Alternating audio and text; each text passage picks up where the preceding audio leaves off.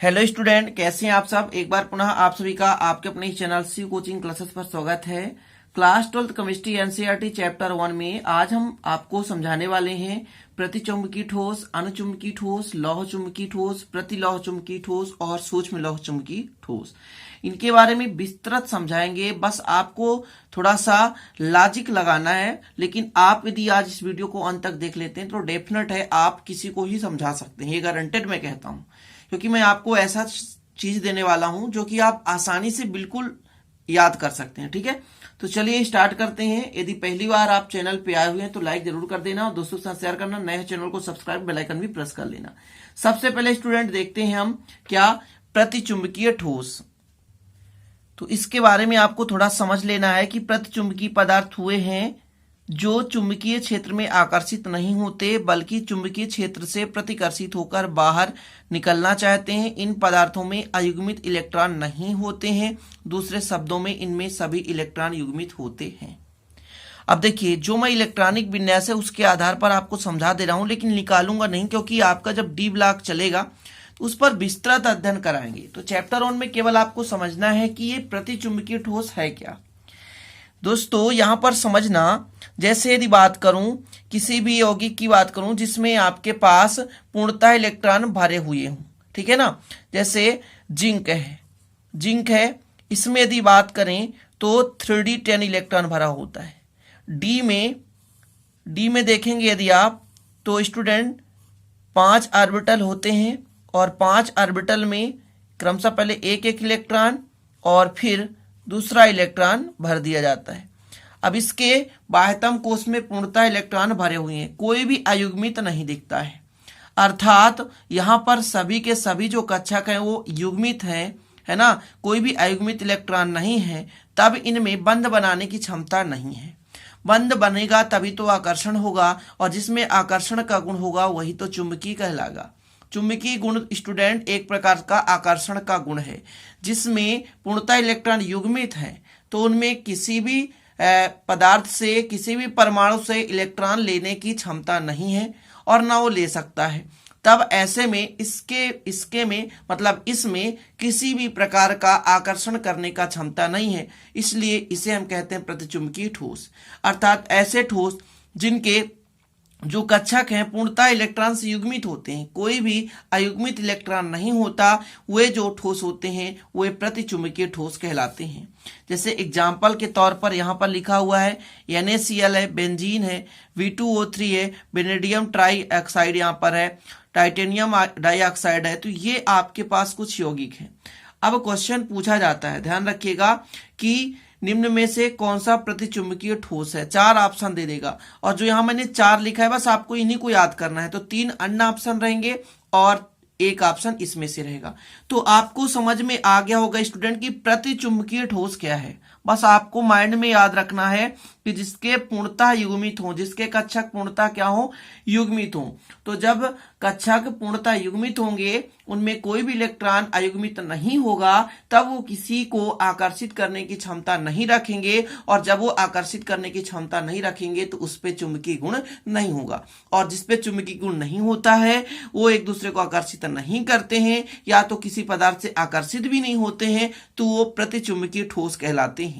Clear, आशा करता हूं आपको समझ में आ गया होगा। अब इसका सेम अपोजिट है स्टूडेंट अणुचुंबकीय ठोस।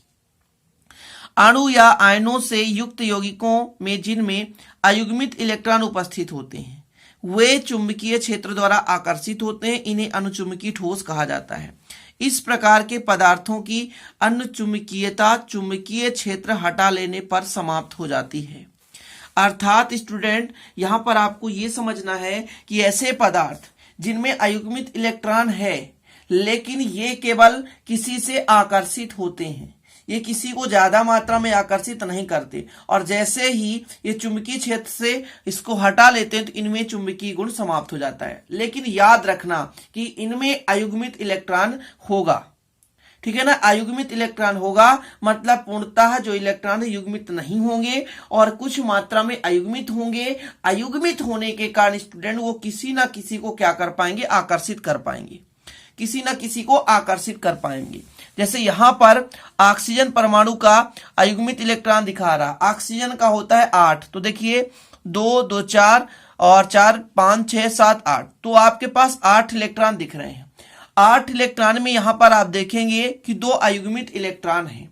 इन 2 अयुग्मित इलेक्ट्रॉनों के कारण इनमें कुछ चुंबकत्व का गुण उत्पन्न होता है, आकर्षित होने का गुण उत्पन्न होता है, क्योंकि ये बंध बनाने की कोशिश करेंगे, किसी परमाणु से इलेक्ट्रॉन लेने की कोशिश करेंगे। तो जब इलेक्ट्रॉन लेने की कोशिश करेंगे तो इनमें आकर्षण उत्पन्न होता है और इसलिए ये अनुचुंबकीय के भांति काम करते हैं। क्लियर?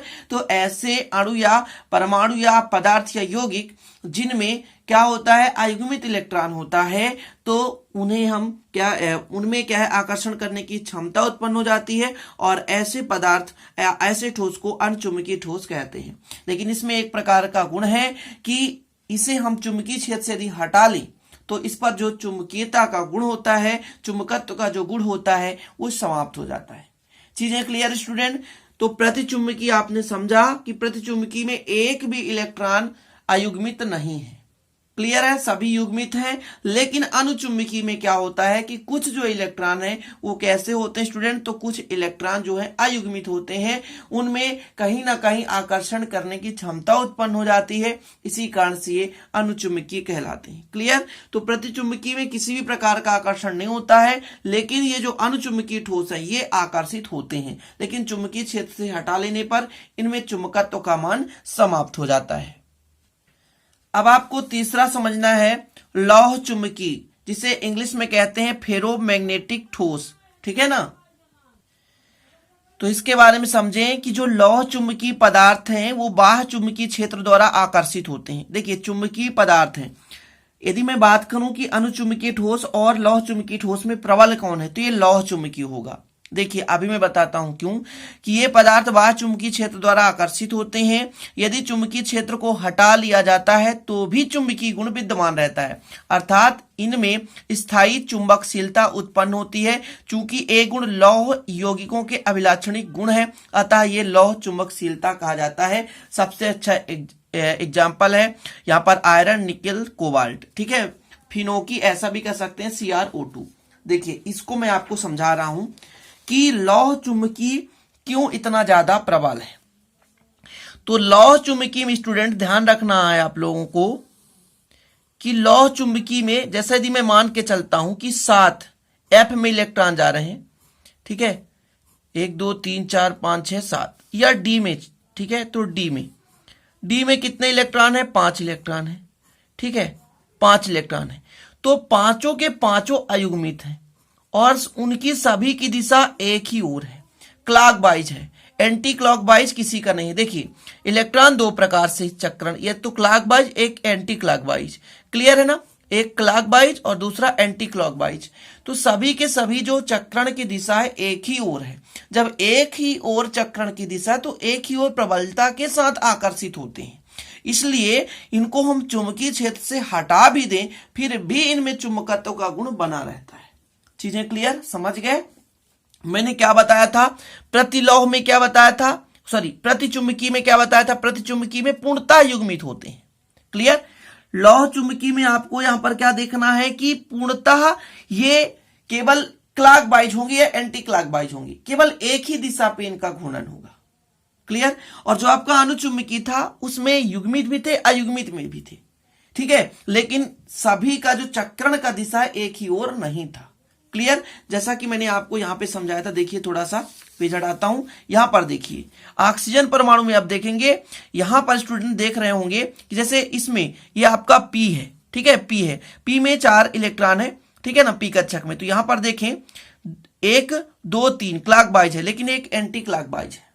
तो आपको पहचान रखना है कि लौह चुंबकीय क्यों इतना प्रबल होता है, क्योंकि इनमें जो भी इलेक्ट्रॉन होते हैं सभी का जो रोटेशन होता है, जो इलेक्ट्रॉन का घूर्णन दिशा होता है, वो केवल क्लॉकवाइज होता है।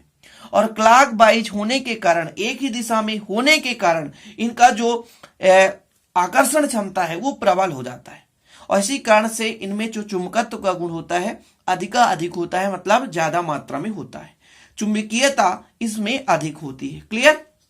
तो मैंने आपको एक ट्रिक बताया फिनोकी, फिनोकी, फिनोकी, फी से Fe iron, nickel Ni cobalt. ठीक है, यहां पर आप समझें आयरन, निकिल, कोबाल्ट ये मुख्य रूप से ऑब्जेक्टिव टाइप में आते हैं। यहां पर आगे देखिए द्रव एवं गैसों द्वारा लौह चुंबकीय प्रदर्शित नहीं होती है, ये चीजें आप समझें। चुंबकीय क्षेत्र में चुंबकीय आघूर्ण का स्वतः एक दिशा में अनुयोजन इस प्रकार चुंबकीयता का कारण है। मतलब एक ही दिशा में इनका अनुयोजन, मतलब इनका जो रोटेशन है सभी इलेक्ट्रॉनों का एक ही दिशा में हो रहा है। इस कारण से इनमें आकर्षण प्रबलता, आकर्षण जो है ज्यादा होता है, प्रबल होता है। आगे देखें उपयुक्त सभी, यहां पर जो 6 इलेक्ट्रॉन है वो अयुग्मित है तथा सभी का अनुयोजन एक ही दिशा में, सभी का जो रोटेशन है जो आप घूर्णन करता है तो एक ही दिशा पर है। ठीक है ना, एक ही दिशा में लौह चुंबकीयता ताप वृद्धि के साथ कम हो जाती है, अतः वह जिस पर लौह चुंबकीयता अणुचुंबकीयता में परिवर्तित हो जाता है किरुबिंद कहलाता है। तो बस इसको आप समझने की जरूरत नहीं है, बस आपको यह समझना है कि लौह चुंबकीय में प्रबलता का कारण क्या है, तो इलेक्ट्रॉनों का एक ही दिशा का होना। क्लियर है, क्लॉकवाइज है तो क्लॉकवाइज, एंटी क्लॉकवाइज तो एंटी क्लॉकवाइज। तो ये चीजें आप लोग बेसिक से समझ गए होंगे कि लौह चुंबकीय या फेरोमैग्नेटिक ठोस क्या चीज है। क्लियर, आशा करता हूं स्टूडेंट आप लोग इसे समझ गए होंगे। अब हमको चलना है एंटी फेरोमैग्नेटिक, ठीक है, प्रति लौह चुंबकीय। तो देखिए एंटी फेरोमैग्नेटिक ठोस, ठीक है, इसका हिंदी नाम है प्रतिलौह चुंबकीय, प्रतिलौह चुंबकीय। इस प्रकार के पदार्थों में अयुग्मित इलेक्ट्रॉन उपस्थित होते हैं, परंतु इनकी स्पिन की अनुयोजन इस प्रकार होती है कि नेट चुंबकीय आघूर्ण शून्य हो जाता है। इस प्रकार के गुण को एंटी फेरोमैग्नेटिक गुण कहते हैं। अब इसमें क्या लॉजिक लगाना है आपको कि जितने क्लॉकवाइज उतने ही इलेक्ट्रॉन एंटी क्लॉकवाइज होंगे, जितने क्लॉकवाइज उतने ही इलेक्ट्रॉन एंटी क्लॉकवाइज होंगे, और इस कारण से इनका जो चुंबकीय आघूर्ण है, वो जो आघूर्ण का मान होता है वो शून्य हो जाता है, क्योंकि जितना क्लॉकवाइज उतना ही एंटी क्लॉकवाइज। जैसे मैं बात करूं एक द्वीप, तो इसमें कितने इलेक्ट्रॉन है, 1 2 3 4 5 6 और 7। तो देखिए 1 2, जैसे एक नीचे होता, फिर एक ऊपर होता, फिर एक नीचे, फिर एक ऊपर, फिर एक नीचे, फिर एक ऊपर, 1 2 3 4 क्लॉकवाइज है। एक और होता आपके पास ऐसा, ऐसा। तो अब इस पे ऐसा हो जाता, और ये, और ऐसा ऐसा ऐसा, और ये ऊपर की ओर और ये नीचे की ओर। अब दोनों को मिलाकर यदि देखा जाए तो आप देखेंगे कि 7 जो हैं क्लॉकवाइज होंगे ऊपर की ओर, और जो 7 हैं वो एंटी क्लॉकवाइज होंगे नीचे की ओर। जैसे एग्जांपल में आप देख सकते हैं Mn2 है, Fe2 है, तो इनकी बात कर रहा हूं। इनमें से आप 2 लेंगे आप और इनका इलेक्ट्रॉनिक विन्यास निकालोगे आप, तो इसी प्रकार से होगा। अब देखिए आप कहेंगे, एक क्वेश्चन आपके मन में तो होता होगा कि आप कैसे जानेंगे कि क्लियर यही है। तो मैं आपसे बताना चाहता हूं कि जो इलेक्ट्रॉनिक विन्यास है ना, केवल गणना के आधार पर बनाया गया है, कोई देखा नहीं है। वास्तव में ये आज तक किसी ने नहीं देखा और ना ही देख पाएगा कि इसमें कक्षा है, कोई नहीं देख सकता। और इसमें किस प्रकार से इलेक्ट्रॉन भरे, केवल ये कल्पना पर आधारित है, काल्पनिक चीजें हैं। मैं आपसे बार बार कह रहा हूं, ये आपके मन में क्वेश्चन उठेगा कि कैसे आप जानेंगे कि इलेक्ट्रॉन कैसे भरा हुआ है। इसके गुण के आधार पर इसको अलग रख दिया गया है और ऐसा माना जा रहा है कि ऐसा होता होगा। किसी ने नहीं देखा आज तक कि इलेक्ट्रॉन जो है वो एंटी क्लॉकवाइज में या क्लॉकवाइज में, केवल लॉजिक लगाकर एक निश्चित क्रम बेस के आधार पर ऐसा सिद्धांत दिया गया है। आज तक किसी ने कक्षा नहीं देखा होगा, ये क्लियर है। मैं आपसे कह रहा हूं, बार बार कह रहा हूं कि ये आपके मन में क्वेश्चन आएगा जिसे आप लोग ज्यादा सोचने की कोशिश नहीं करना। आपको बस लॉजिक के आधार पर समझना है कि एंटी फेरोमैग्नेटिक ठोस क्या है। तो जिसमें क्लॉकवाइज और एंटी क्लॉकवाइज इलेक्ट्रॉनों की संख्या समान होती है, तो उसे हम कहते हैं एंटी फेरोमैग्नेटिक ठोस। ठीक है, अर्थात स्टूडेंट प्रति लौह चुंबकीय ठोस। क्लियर। और एग्जाम्पल तो आपको तैयारी कर लेना है, MnO, Mn2O3, Fe2O3, FeO, CuO और NiO। ये आपके पास प्रति लौह चुंबकीय ठोस के कुछ एग्जाम्पल्स। लास्ट में आपको फेरी मैग्नेटिक ठोस पढ़ना है। इसमें आप देखें, फेरी मैग्नेटिक ठोस उन ठोसों में पाया जाता है जिनमें अयुग्मित इलेक्ट्रॉन इस प्रकार निर्देशित होते हैं कि परिणामी आघूर्ण शून्य नहीं होता, अर्थात इलेक्ट्रॉन अपने को समानांतर या व्यवस्थित करते हैं तथा असमान संख्या में होते हैं। इसमें आपको समझना है, जैसे मैंने यहां पर बनाया 1 2 3 4 5 6, तो देखिए ऊपर की ओर 1 2 3 4 दिख रहे हैं, नीचे की ओर कितने 1 और 2, मतलब असमान है। जितने क्लॉकवाइज हैं उतने एंटी क्लॉकवाइज नहीं है। समझ रहे हैं ना कि कुछ का घूर्णन ऊपर की ओर दिख रहा है आपको, कुछ का नीचे का, मतलब एक क्लॉकवाइज है ना जो क्लॉक की दिशा पे ऐसा घूमता है, और एक एंटी क्लॉकवाइज ऐसा। तो क्लॉकवाइज 1 2 3 4, लेकिन एंटी क्लॉकवाइज 1 और 2। क्लियर? तो केवल 2 हैं। तो यहां पर आपको केवल लॉजिक समझना है कि ऐसे ठोस जिनमें जो इलेक्ट्रॉनों का अभियोजन होता है तो वो समांतर और व्यवस्थित होने का प्रयास करते हैं, लेकिन जो इनमें क्रम होता है और जो इनमें एंटी क्लॉकवाइज और क्लॉकवाइज में इलेक्ट्रॉनों की संख्या होती है वो असमान होती है, बराबर मात्रा में नहीं होते। यानी जो क्लॉकवाइज जितने इलेक्ट्रॉन होंगे कोई जरूरी नहीं कि उतने ही इलेक्ट्रॉन एंटी क्लॉकवाइज होंगे, कुछ ना कुछ असमान होगा, ये डेफिनेट है। क्लियर? जिसके कुछ एग्जांपल आपको यहां पर याद कर लेना है, Fe3O4, या आप ऐसा भी लिख सकते हैं MgFe3O4, Cu Fe3O4, है ना, Zn Fe3O4। तो ये कुछ आपके फेरी मैग्नेटिक ठोस के एग्जाम्पल्स हैं। ठीक है, और इनमें आपको समझना है कि किस कारण से होता है। इसमें यही एक लॉजिक है, केवल समझना कि जितने क्लॉकवाइज होंगे उतने एंटी क्लॉकवाइज नहीं होंगे, समानांतर नहीं, मतलब बराबर नहीं होंगे। जब बराबर नहीं होंगे तो इसमें चुंबकीय आघूर्ण शून्य नहीं होगा। जिसमें एंटी क्लॉकवाइज और क्लॉकवाइज इलेक्ट्रॉनों की जो संख्या है वो समान होती है, तब उनका चुंबकीय आघूर्ण शून्य होगा। तो आशा करता हूं इनको आपको रटना नहीं पड़ेगा, केवल एग्जाम्पल्स याद करने पड़ेंगे, तो वो तो आपको याद करना ही है। एग्जाम्पल्स प्लीज प्लीज प्लीज तैयार कर लेना मेरे प्यारे भाइयों, छोटे भाई बहनों, जो भी आप पढ़ रहे हैं, मेरे वीडियो को देख रहे हैं। और डिस्क्रिप्शन पे लिंक होगा व्हाट्सएप ग्रुप का, आप जुड़ना चाहे तो जुड़ सकते हैं, और कई लोग जुड़े हुए हैं। तो चलते हैं, और ये सेशन अच्छा लगा तो प्लीज लाइक जरूर कर देना, मेहनत से बनाया हुआ है और आपके लिए सेवा कर रहा हूं। आप लोग भी मेरा सपोर्ट करें, हम आपके साथ हैं। चलते हैं स्टूडेंट, मिलते हैं अगली वीडियो में नए टॉपिक के साथ। तब तक के लिए जय हिंद, वंदे मातरम।